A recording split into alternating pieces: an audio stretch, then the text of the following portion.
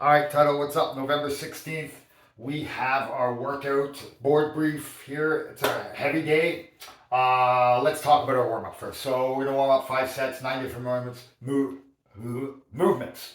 Going to be rowers out on the floor here, perhaps some bikes. All right, specific warm up, pull ups, and ring rows. So, we're going through a progression here. We got 1 set, 1 set, 1 set, 1 set, and then we got 2 to 3 sets. All right, so first progression, ring rows, foot assisted dips. So all these progressions, whether you're an advanced athlete or a beginner athlete, one of them will fit for you for the actual workout as well. Okay. If we advance a little bit further, jumping pull-ups and then 10 jumping dips. And that doesn't mean jumping down. Jump up into a locked out position, hold for a second, then lower yourself down. If we have trouble lowering ourselves down on the negative, that's what we have feet for, and that's where we can catch ourselves from falling through. Or we do it on, for the jumping ones, we don't want to do it per se on a box. We want to jump and have that clearance to lower ourselves down and catch ourselves with our feet on the floor. And then we have banded strict pull-ups, and then we have banded dips. Okay. For the more advanced athletes, should we be doing banded dips and banded pull-ups? Absolutely. It's part of the warm-up process here. All right. 5 strict pull-ups, 5 strict dips is the next progression. Hi, Ruben. Ruben's coming in to say hi. And then we have 2 or 3 sets of 3 weighted pull-ups, 3 weighted strict dips, and we want to build to our starting load for our workout. And we'll talk about our workout right now. RX, EMOM 12 minutes, alternating EMOM. All right. Ruben's checking out the snow, checking out the camera. Say hi. Gonna be out. Alternating EMOM, minute 1, 5 strict weighted pull-ups. Minute 2, 5 weighted strict dips. He's watching the camera. Level 2 would be 5 strict pull-ups, 5 strict dips, so there's no weight involved. And then level 1 would be 7 ring rows, and make them difficult. Okay, 7 push-ups. Same with the push-ups, make them difficult. Now, moving forward, sorry, I'll finish this off. Skill work, 3 rounds on a 2-minute clock. We can set up the rowers on one side of the gym and just leave them there. And then it's 15 or 20 calories on the bike or the rower. So whenever you see AB or bike, air bike, and rower, the bikes come first. So if there's a bike available, use it. All right. So what you're gonna do? You're on a 2-minute clock and 2-minute rest. So we can have a number of groups going on the bike.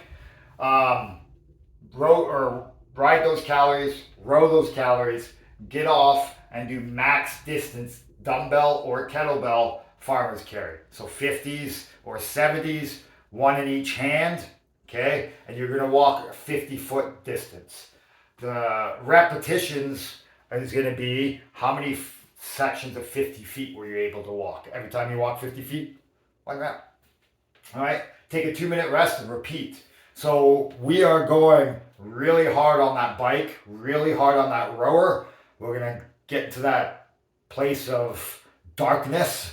And then we have to stabilize our abs and make our body function as we walk down nice and straight, nice and tight, controlling what's going on so we're not like a wet noodle walking around. All right, so that's the nature of this one. Go hard, lift up something heavy, support it with your abs, and walk around with it. All right. When we're talking about this EMOM, let's really think. So beginner and intermediate athletes should be worried about completing the repetitions instead of worrying about the load. Okay, so we want to make sure that we're able to get 5 repetitions. Do they have to be unbroken? No. Right? So we're aiming for 30 reps of each movement. So the hardest progression or the hardest movement you got to succeed in the workout, which means some of us might be doing strict pull-ups, some of us might be doing ring rows, and that's where we're at this point. We just want to make sure when you're doing this, you're working hard and doing the most difficult progression that you can do. All right. For the more advanced athletes, we should be trying to move over that time period, all right, not as many, we should be trying to move as much loading as possible. Do they have to be unbroken? No, but just remember both advanced and beginner and intermediate athletes, all three, let's make sure that we stay within that minute. The other thing is the range of motion for the movement. So I would go to, say, as a strict pull-up, dead hang. So what that means is come to a dead stop at the bottom and then pull. A lot of times, me included, use the bounce of our lats or the stretch or reflex of the lats. So you come out, you come down for the pull-up, and then you immediately change direction so you get some of that bottom pull from the bounce off your lats. All right, so challenge yourself to do real dead hang pull-ups. Stop at the bottom, chin clearly over the bar at the top. Let's make sure our elbows come straight. With the ring dips, whether you're using weights, banded, foot-assisted dips, so bicep touches the top of the ring, lock out at the top, or elbow comes above shoulder at the bottom, lock out at the top of the ring dip. All right, and let's try not to be locked out at the top like this. We want open shoulders, straight arms, and if we can turn the rings out, all the more power to you. All right, guys, I know it's a little bit long-winded.